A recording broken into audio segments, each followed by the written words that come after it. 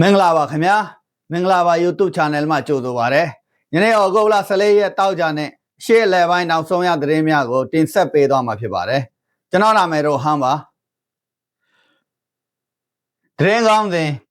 USS Abraham Lincoln လေယာဉ်တင်သင်္ဘောပေါ်ရှိစစ်သားဝန်ထမ်းများ၏စိတ်ကြားမာရေးအခြေအနေဆိုးရွားနေပြီးလွတ်တော်အမတ်များကစစ်ဆေးခွင့်ပြုရန်တောင်းဆိုလိုက်တဲ့အကြောင်းဣသရေလကာကွယ်ရေးဝန်ကြီး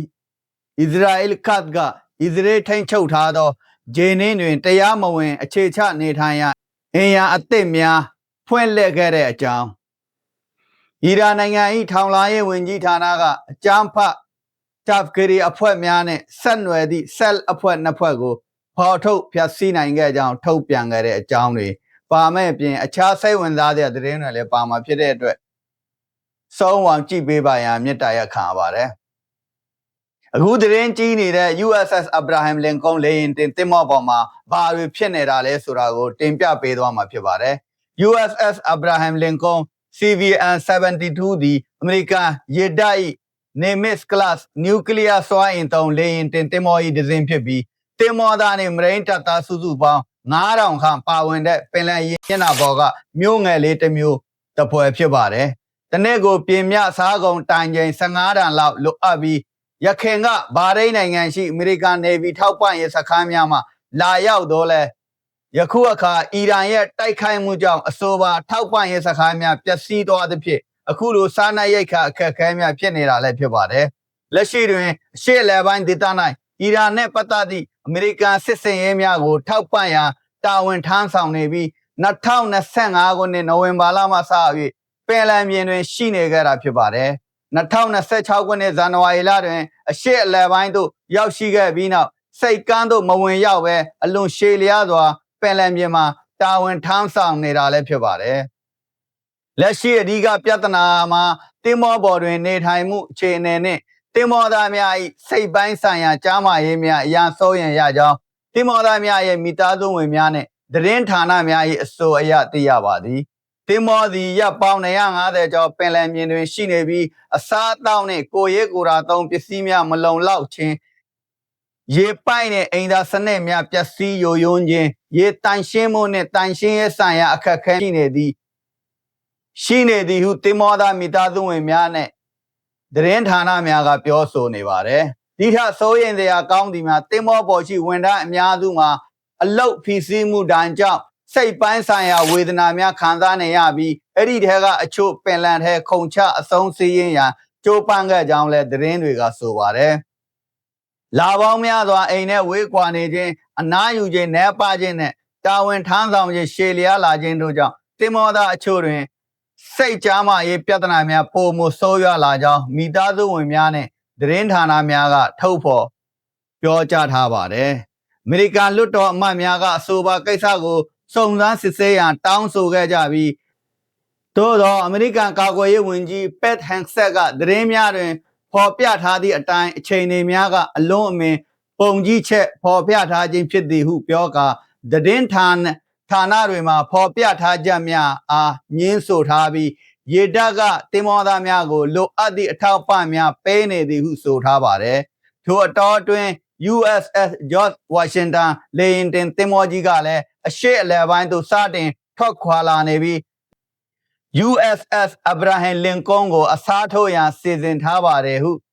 တာဝန်ရှိသူများကဆိုပါတယ်အမေရိကန်အရာရှိများကအဆိုပါအစားထိုးမှုသည်မူလကတည်းကစီစဉ်ထားသောတပ်ဖြတ်မှုအစီအစဉ်တစ်ခုဖြစ်သည်ဟုပြောဆိုထားတော့လဲလက်ရှိ Abraham Lincoln ၏ရှေးလျားသောတာဝန်တန်းဆောင်မှုကြောင့်အစားထိုးပေးရန်ပိုမိုအရေးကြီးလာသည်ဟုဆိုထားပါတယ် USS Abraham Lincoln သည်စစ်ရေးတာဝန်ကိုဆက်လက်ထမ်းဆောင်နေတော့လဲရှေးလျားသောပင်လယ်ပြင်တာဝန်နှင့်နေထိုင်မှုအခြေအနေတင်မောသားများ၏စိတ်ကြားမာရေးနှင့်တပ်ဖွဲ့များ၏ရေရှည်ခန္ဓာရင်တို့အပေါ်စိုးရိမ်မှုများမြင့်တက်နေသောအခြေအနေဖြစ်ပါတယ်ကာကွယ်ရေးဝန်ကြီးပက်ဟန်ဆက်က အမေရိကန်ရေတပ်သည်အရေးပါသောဟော်ဒမုတ်ရေလက်ကြားအတွင်းရှိအီရန်စိတ်ကမ်းများကိုပိတ်ဆို့ထားမှုကိုပြန်လဲချမှတ်ထားသည်အခုလက်ရှိဖြစ်နေတဲ့အမေရိကန်အီရန်စစ်ကမပြီးဆုံးသေးပါဘူးသို့တော့ထရမ်အစိုးရမှာအီရန်စစ်ပွဲနဲ့ပတ်သက်ပြီးရှေ့ဆက်ဘာလုပ်ရမှမသိဖြစ်နေပြီးစစ်ကိုပဲလို့အဆုံးသတ်မလဲဆိုတဲ့ လမ်းပြအစီအစဉ်ရှိမနေတာကိုတွေ့နေရပါတယ်။အီရန်နဲ့ရှေ့ဆက်တိုက်ရမှာလားစစ်ကိုအဆုံးတိုက်ရမှာလားဆိုတာအဆုံးတိုက်ရင်လည်းဘယ်လိုနီးလာနဲ့အဆုံးတတ်မလဲဆိုတာ Trump အစိုးရမှာ exit plan မရှိဘူး Trump အစိုးရဖြစ်ချင်နေတာကအီရန်ဘက်ကအလျှော့ပေးပြီး Trump အစိုးရရဲ့စီစဉ်မှုအောက်ကဒီစစ်ကိုအဆုံးတိုက်ရန်ဖြစ်ပါတယ်။အီရန်ကတော့အဲ့ဒီလိုလုပ်မှာမဟုတ်ဘူး။အီရန်ဘက်ကဖြစ်ချင်တဲ့အတိုင်းပြောရရင်အမေရိကန်ကအီရန်ကိုအင်အားကြီးနိုင်ငံတစ်နိုင်ငံအဖြစ်အသိမှတ်ပြုရမယ်။လက်ခံအတိမပြုပြီးပိတ်ဆို့မှုအားလုံးကိုရုပ်သိမ်းပေးပြီးစစ်ကိုအဆုံးတိုက်ရန်ဖြစ်တယ်အဆုံးတိုက်ရင်လည်းဘယ်နီးလာနဲ့အဆုံးတတ်မလဲဆိုတာ Trump အစိုးရမှာ exit plan မရှိသေးပါဘူး Trump အစိုးရဖြစ်ချင်နေတာကအီရန်ဘက်ကအလျှော့ပေးပြီး Trump အစိုးရရဲ့စီစဉ်မှုအောက်ကစစ်ကိုအဆုံးတိုက်ရန်ဖြစ်ပါတယ်အီရန်ဘက်ကတော့အဲ့ဒီလိုလုပ်မှာမဟုတ်ဘူးအီရန်ဘက်ကဖြစ်ချင်တဲ့အတိုင်းပြောရရင်အမေရိကန်ကအီရန်ကိုအင်အားကြီးနိုင်ငံတစ်ခုအဖြစ်အတိအမှတ်ပြုရမယ်ပိတ်ဆို့မှုအားလုံးကိုရုပ်သိမ်းပြီးစစ်ကိုအဆုံးတိုက်ရန်ဖြစ်တယ်အဲ့ဒီထဲကအကောင်းဆုံးနည်းတစ်ခုကတော့အပြန်အလှန်အလျှော့အတင်းအပေးအယူလုပ်ပြီးအမေရိကန်ကလည်းသူ့ရဲ့ဂုဏ်သိက္ခာကိုဆယ်လို့ရမယ်အီရန်ဘက်ကလည်းကျေနပ်နိုင်တဲ့အချိန်တွေတစ်ခုအထိဆွေးနွေးပြီးဖြည့်ရှင်းတာအကောင်းဆုံးဖြစ်မယ်လို့ထင်ပါတယ်အကယ်၍စစ်ကိုအဆုံးတိုက်ရေးဩဇာအာဏာကသမ္မတထရမ့်မှာရှိမနေပဲအခြားလူတူအုပ်စုတစ်ခုခုကအဆုံးဖြတ်အာဏာကိုထိန်းချုပ်ထားတယ်ဆိုရင်ဤစစ်ပွဲကိုအဆုံးသတ်ဖို့ခက်ခဲပါလိမ့်မယ်အခုနောက်သတင်းတစ်ခုစီကိုတွားကြရအောင်ဣသရေလကာကွယ်ရေးဝန်ကြီးဣသရေလခတ်ကအနောက်ဘက်ကဂျေနင်းတွင်တရားမဝင်အခြေချနေထိုင်ရာအိမ်ယာတစ်များကိုဖွင့်လှစ်လိုက်ကြောင်းသိရပါတယ်ဣသရေလတို့၏တိမ့်ပိုက်ထားသည့်အနောက်ဘက်ကဒေသကဂုစရာဒေသရှိအခြေချနေထိုင်သူများကဒေသခံပါလက်စတိုင်းအရပ်သားများအပေါ်တိုက်ခိုက်မှုများမြင့်မားလာပြီးပါလက်စတိုင်းပိုင်နက်များတလျှောက်ဣသရေလအခြေချနေထိုင်သူများ၏တိုက်ခိုက်မှုများအပြင်ဣသရေလစစ်သားများကပါလက်စတိုင်းပိုင်ဆိုင်များနဲ့အဆောက်အအုံများကိုဖြိုဖျက်ခဲ့ပြီးမကြာမီအချိန်အတွင်းရင်းအခြေချနေထိုင်ရာကိုဖွင့်လှစ်ခဲ့ခြင်းဖြစ်ကြောင်းဒေသခံပါလက်စတိုင်းပြည်သူများကဆိုပါတယ်တရားမဝင်အခြေချနေထိုင်သူဂျူးလူမျိုးများနဲ့ဣသရေလစစ်သားများကဒေသခံပါလက်စတိုင်းများနေထိုင်ရာရွာများသို့နေ့စဉ်လာရောက်တိုက်ခတ်ခြင်းအိမ်မွေးတလိပ်ဆိုင်များအားလူယူသွားခြင်းစိုက်ခင်းနှင့်ပိုင်ဆိုင်မှုများကိုဖျက်ဆီးခြင်းနဲ့ရိုက်နှက်ခြင်းများပြုလုပ်ခြင်းပြန်လည်ခုခံပါကဣသရေလစစ်သားများကဖမ်းဆီးခေါ်ဆောင်သွားခြင်းများပြားလာကြောင်းဒေသခံများနဲ့လူအခွင့်အရေးအဖွဲ့အစည်းများကဆိုပါတယ်အီရန်နိုင်ငံ၏ထောင်လှမ်းရေးဝန်ကြီးဌာနကရှေ့တောင်ပိုင်းစစ်စတန်နဲ့ဘာလူဂျီစတန်ပြည်နယ်တွင်တမ်ဖတ်တပ်ကီရီအဖွဲ့များနဲ့ဆက်နွယ်သည့်ဆဲလ်အဖွဲ့နှစ်ဖွဲ့ကိုဖော်ထုတ်ဖျက်ဆီးနိုင်ခဲ့ကြောင်းထုတ်ပြန်ခဲ့ပါတယ်။အဆိုပါစစ်စင်ရေးများကို IRGC မြေပြင်တပ်ဖွဲ့များနဲ့ Quds Base နဲ့ရဲတပ်ဖွဲ့များပူးပေါင်းဆောင်ရွက်ခဲ့ခြင်းဖြစ်ကြောင်းဆိုပါတယ်။အဆိုပါအဖွဲ့များသည်နိုင်ငံအတွင်းဝင်ရောက်လာချိန်မှစ၍စောက်ကြည့်ခံရပြီးစောက်ကြည့်ဖော်ထုတ်ခံခဲ့ရပြီး